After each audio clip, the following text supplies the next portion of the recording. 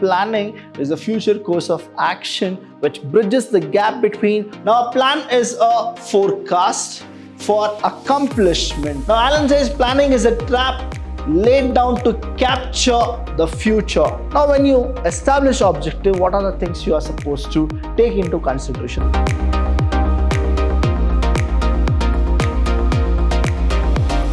Hello everybody, a warm welcome to one and all. I'm Abhilash Chandra from the Department of Commerce and Management in Vidhyaashram First Grade College, the Temple of Excellence. Welcome to the first session of the chapter 3, and the chapter 3 is all about planning.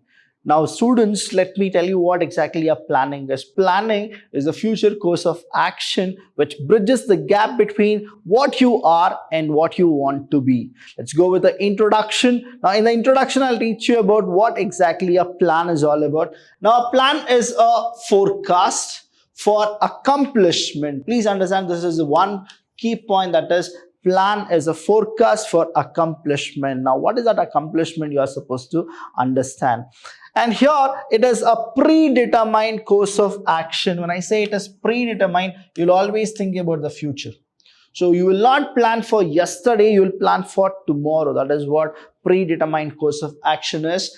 It is today's projection for tomorrow's activity. It is a projection of today for tomorrow's activity.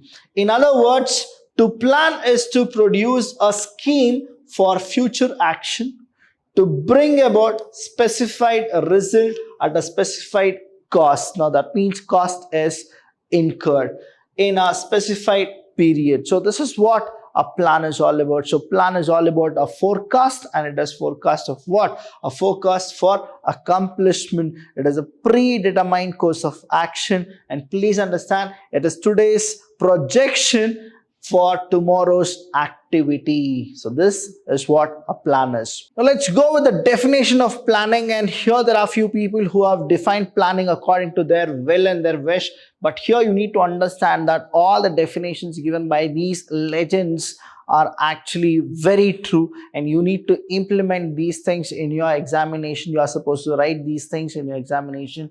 Please understand what each and everybody will go with. The definitions of planning is divided into two. Now I have given here. One is a futuristic, that is all about the futurity, and one more is all about the thinking function. Now first let's go with what exactly Alan explains you, or he defines. Now he feels that planning is a trap. What is it? Planning is a trap. Now what trap it is? It is only to capture the future is what Alan says. Now Alan says planning is a trap laid down to capture the future. And what Kuhn says, now Kuhn and O'Donnell, both friends, they always define planning, and they are one of the people who are really good in the modern management. And they say planning is deciding in advance what is to be done in future. That's why students, you need to plan right now. What is that 2021 you are supposed to do? Plan for your tomorrow. And lastly, we have Hyman and A.L. Heckhoff, and they say that planning is informed anticipation of future, and Heckhoff says it is anticipatory decision making. Both of them, they say is that it is all about anticipation and anticipatory for a decision making as well as for future. But when it comes to the thinking function, you need to understand that as a thinking function, planning is a thinking process and organization. When I say thinking process, what really happens is an organization foresights. An organization foresight. They'll think about what an organization should actually go with, and they foresight vision based on fact and experience that is required for intelligent action. That is what Alfron and Beatty actually explains. Now these people, you are supposed to please remember Alford and Beatty. Now what happens is they are the one people who always think that management has something to say and something to do. That is, it's all about the experience and the fact which you people need to carry and then plan for your future.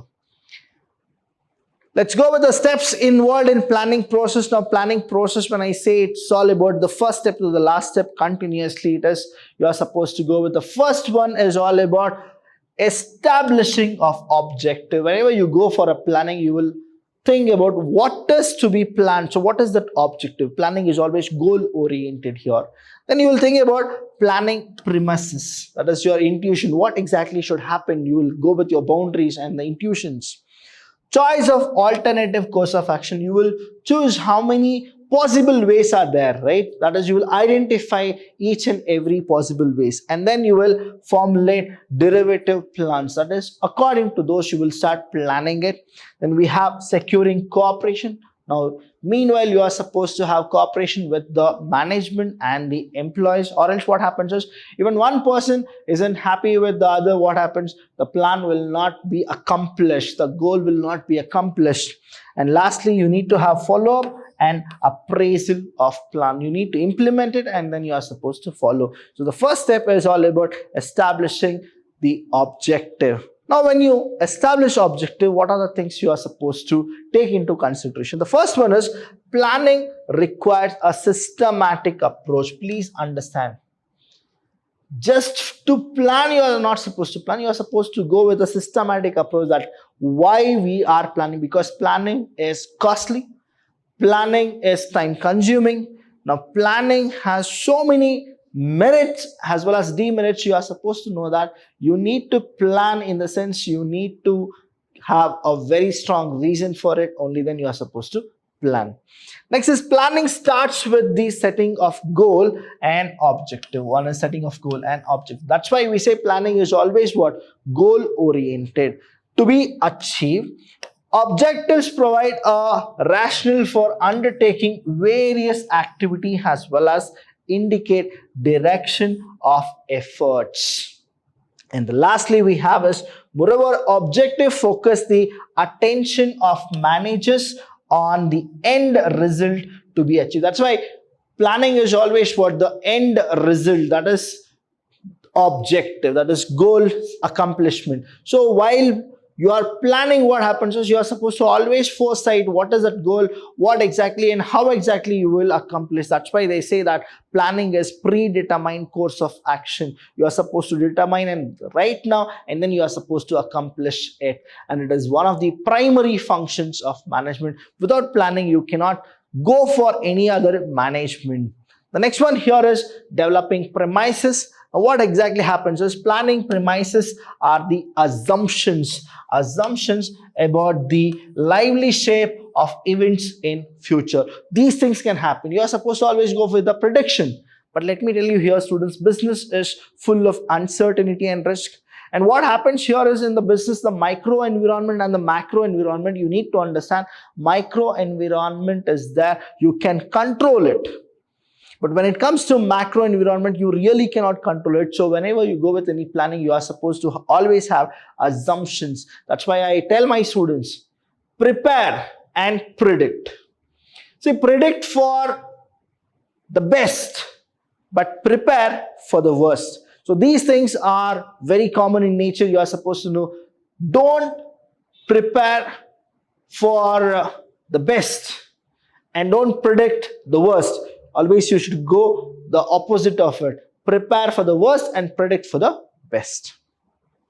They serve as a basis of planning, and establishment of planning premises is concerned with determining where one tends to deviate from the actual plans, and causes of such deviation should be rectified. And lastly, it is to find out which obstacles are there in the way of business during the course of operation. So when you go with developing premises, you will make your own kind of set of boundaries, and you will go with assumptions. What are all the possible way, and then your intuitions will always work. That is what the planning premises is. Choice of alternative course of action. Now here you need to understand that when forecasts are available and premises are established, several alternative course of action must be considered. Now, I'll be giving you an example here and you will understand.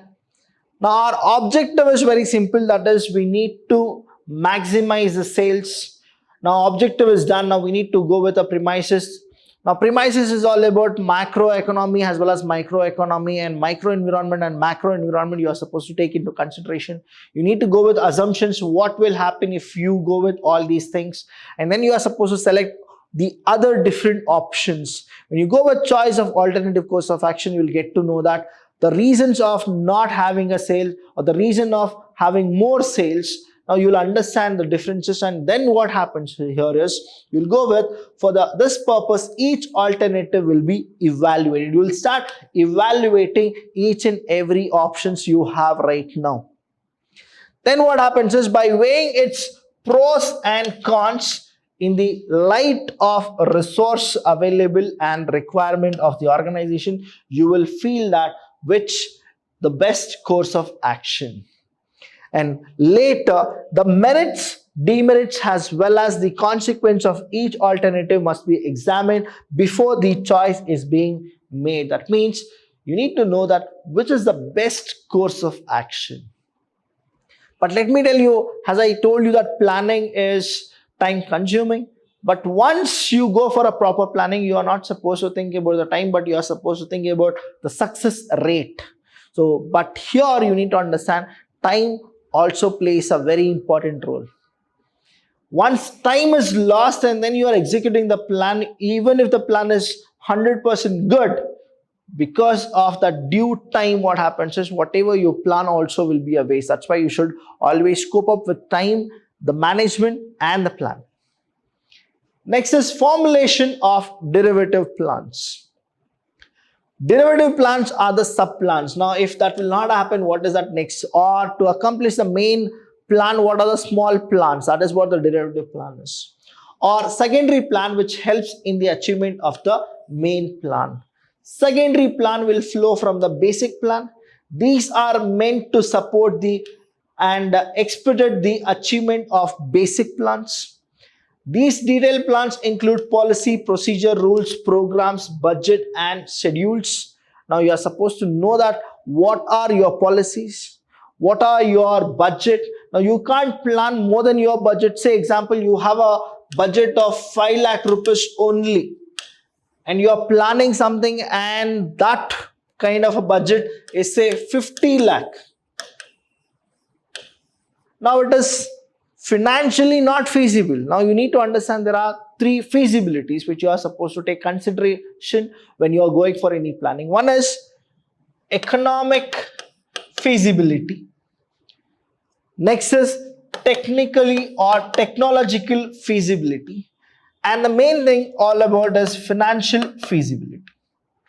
Now sometimes technically, financially, everything is correct, but the economy of the entire world isn't good. Now, example is pandemic. Now, COVID-19 almost ruined, say 20 to 30% of business across India. The reason being, people couldn't survive in this lockdown. Now, technologically they were good, financially they were good, but economically they failed. So that is what the feasibility here. You are supposed to always go with the derivative plans, right? The reason is what? It is a sub-plan which will support you to achieve the main plans.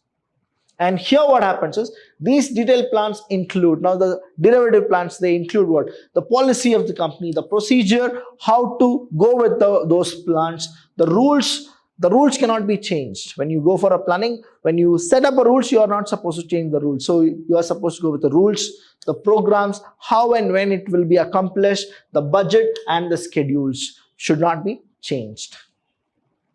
Securing cooperation. Now you have done everything, selection, identification, examining, and you have taken a plan that yes, I will go with this plan. But later, if you don't have a cooperation, what happens is whatever you have planned is all ruined.